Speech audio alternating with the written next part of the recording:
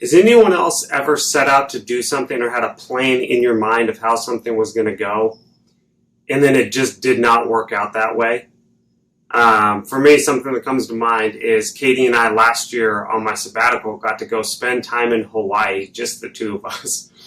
And for a couple with two young kids to get to go out to Hawaii, it's like the greatest thing. But I remember on one of the first days we were there, we were planning to go to this certain beach. And we set out to go to the beach, and we got there. And when we got to the parking lot to go out to the beach, it was just so jam-packed. Nothing in either one of us wanted to be there. And there was this part of us where we were like, man, that's such a bummer. That's a disappointment. We remember going there in the past, and we really wanted to go back. But we decided, like, all right, whatever. We'll just kind of go down the road a little farther and see if we can find something different. And we went down the road a little bit farther. We took this turn off to this place we had never been before. And down below us was one of the coolest beaches I've ever been to. Both of us look back at that day at that beach as one of the best parts of our entire trip.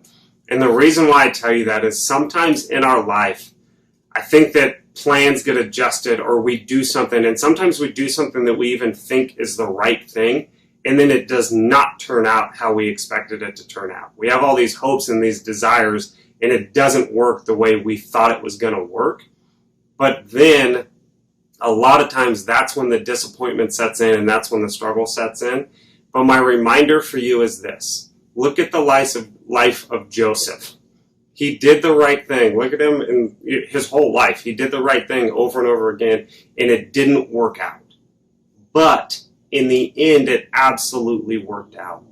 And so my reminder for all of us is just like Katie and I with the beach that we wanted to go to, sometimes God has something even better in store for us, but we have to stick with it. We have to hold on to the hope, and we have to understand that even though sometimes we do things right and we do it the way we feel like we're supposed to, and it doesn't turn out the way it was supposed to turn out, the truth is God is not done. He is still in control, and that story is not yet finished. And a lot of times, there's a twist at the end that turns out even better than the expectations were at the start.